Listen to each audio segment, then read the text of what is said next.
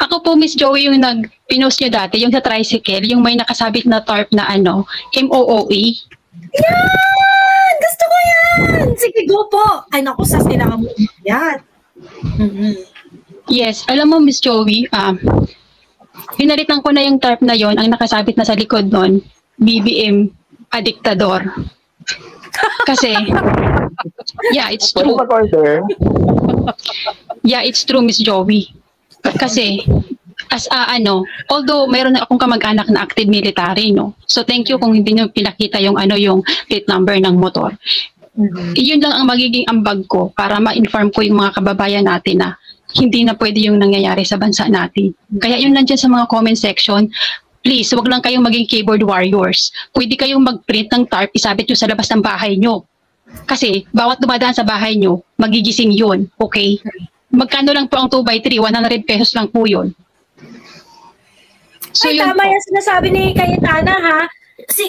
Yung mga yung mga regular sa live, kung matatandaan po ninyo, meron kaming discussion matapos mag-discuss di ba yung nag-live tong si Sas tungkol dyan sa MOOE. And there were series of discussion yung hindi mo pera yan, kaya nga tayo nagkaroon ng hindi mo pera yan movement, May nag-send sa akin ng picture. At yung picture na yun nga yung tricycle ni Cayetana. Nag-print ng tarp doon sa likod ng tricycle na meron doon na talaga sinabi niya very particular yung resolution 10, ibasura, ganyan, hindi mo pera yan, eme. I mean, if all of us can do something like that, no? Tama yung call ni Cayetana dito. I mean, it's time to really show our disgust. If they're not listening to, to conversations like yung mga vloggers na nagsasalita na kinikriticize nila sa mga post natin, siguro we really need to show it in different ways. Kailangan, kung ayaw nila ng ganitong level ng boses, lalakasan natin, di ba? Lalakasan natin. Go ahead, Cayetana, sorry. Yes, thank you, Miss Joey. Tapos ngayon po, since nandito sa Pampanga yung Maisog Rally, nag-print na po ako ng mga leaflets regarding sa information campaign. So bala ko siyang i-distribute sa 16 kasi para yung mga tao ma-remind that day na mayroong rally na gaganapin sa Angeles. Although dito kami sa Mabalacat, but namamalengke naman kasi ako araw-araw. So yung 16 na yon, 15 and 16, iaalat ko talaga ang time ko doon. Hidilibutin ko yung mga tricycle, terminal ng mga tricycle dito sa amin at magbibigay ako isa-isa ng flyers sa mga palengke.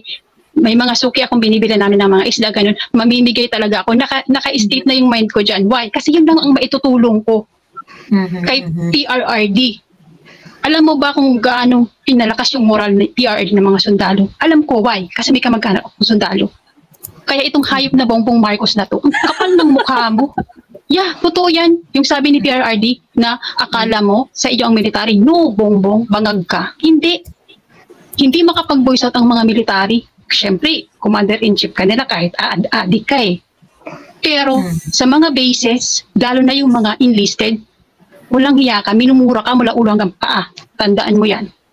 Wala kang nagagawa ngayon sa sundalo. Actually, Miss Joey, gusto ko lang sabihin, pinahirapan pa nga niya yung mga sundalo ngayon eh.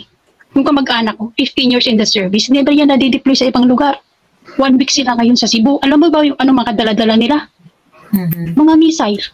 Trinabil papuntang Cebu. Alam mo ba yung Basa Air Base? Nandito yung drone station.